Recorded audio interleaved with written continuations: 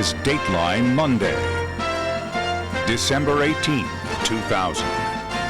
Tonight, the one thing in life I wanted more than anything was to be a mom. they thought they would never have a child of their own. 10 years, 6 miscarriages. Then one doctor offered one last hope. It was so joyous. It just seemed like an unbelievable miracle had occurred here. It's a new treatment that may help prevent a miscarriage. So why is it so controversial?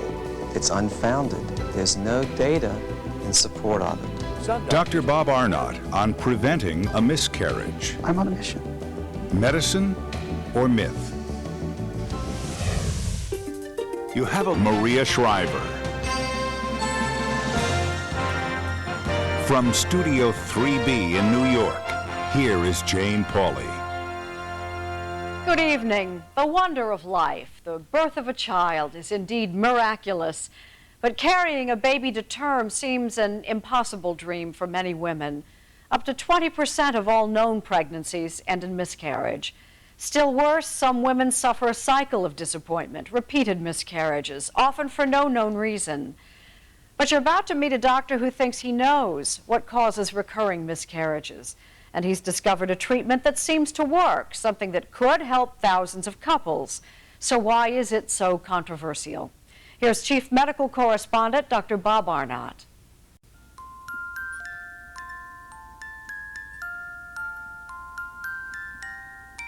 This was one thing that I couldn't do. I really felt that I was up against the wall. The one thing in life I wanted more than anything was to be a mom. Ric and Amy Seager, Michigan school teachers in their 30s, have been trying for a decade to have a child. Conceiving was no problem.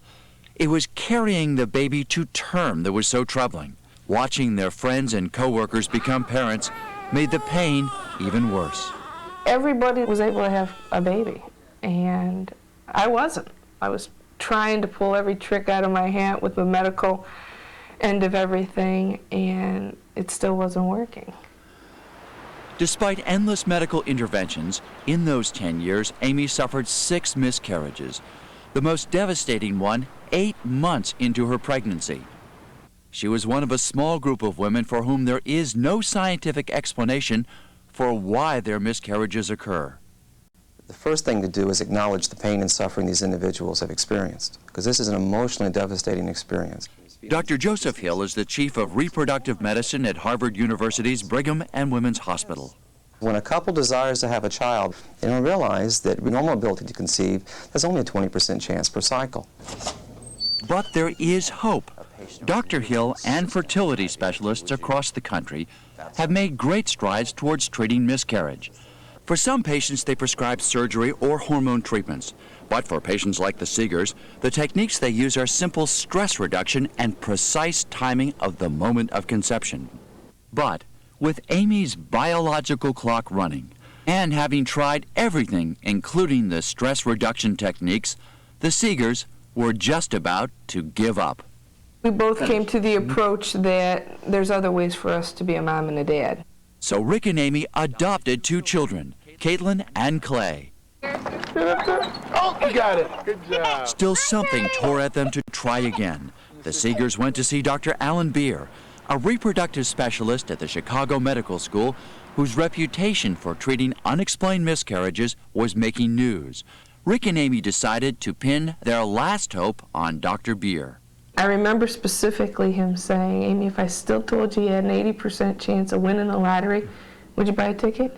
I said, oh, yeah. The Seagers took a gamble on Dr. Beer's claim of an 80% success rate. Dr. Beer's theory is that for some women, something in the immune system isn't working right, and their bodies reject their own babies. So mothers become allergic to their own babies. They become allergic to their own babies. Dr. Beer's solution? Fix the immune system. He injects his patients with intravenous immune globulin called IVIG. He believes the IVIG, which is made from the blood of healthy donors, boosts the helpful part of the immune system and squelches the cells that might reject the fetus. I think when a baby dies, something is wrong, and it's probably an illness. I don't know of any scientific body of data that shows that when a baby dies, You're unfortunate, that it's bad luck, that trying again will solve your problem. I believe it's a myth. Very good. Amy Seager met with Dr. Beer for 12 three-hour IVIG infusion sessions. It's called Rutherford. In December 1997, after a 9-month series of treatments with Dr. Beer's IVIG, the Seegers' improbable dream came true. They gave birth to a son named Garrison. It was so joyous. It just seemed like an unbelievable miracle had occurred here. We had this perfectly healthy baby, and the nurses were crying. You know, even the nurses were crying. Was it the IVIG? It's hard to know. Many scientists question whether the immune system even plays a part in miscarriage. Clinical studies of IVIG have been small and contradictory. In fact, the American Society of Reproductive Medicine says the treatment is unproven. What's more, this experimental treatment comes at a price. It's incredibly expensive. Dr. Hill of Harvard, who also claims an 80% success rate without using IVIG, believes Dr. Beer is marketing a magic elixir that has no scientific proof. An IVIG costs in this country somewhere between $7,000 and $14,000 for the course of therapy. Is that a waste of money? Right now, in my opinion, yes. Why? Because it's unfounded. There's no data in support of it. Dr. Beer contends he makes no profit from his treatment, that all the money goes to the university. The Seegers say they didn't care where the money was going. They were desperate. Our end of the bill was upwards of $10,000. To spend most of your income for a year on unproven treatment. So how do you justify that? We wanted to have a child so bad. Wouldn't dare tell the doctors no at that point. And how could they be so sure that an intravenous treatment derived from the blood of literally thousands of unknown donors would be safe?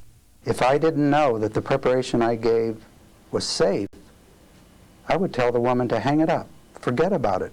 While Dr. Hill acknowledges that our blood supply is safely screened for diseases like HIV and hepatitis, he questions Dr. Beer's ability to screen for diseases that could crop up 20 to 30 years down the road.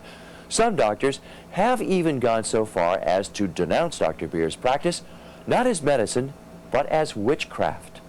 Well, I'd plead with them to get into an argument with me because they lose the argument. Why would they lose? Because no one else has the large number of hurting patients that everyone else has failed, that have come to me, that have had a diagnosis, that are now parents. These people are vulnerable. They're desperate. And we live in a society where hope sells, and these people desperately want to buy hope. So that's why it's incumbent upon the medical profession to be as vigilant as possible and not to succumb to the temptations of quick fixes without enough data in support of those. But Dr. Hill would say that doctors should just, in a very dispassionate way, look at the science, and the science basically says this isn't true.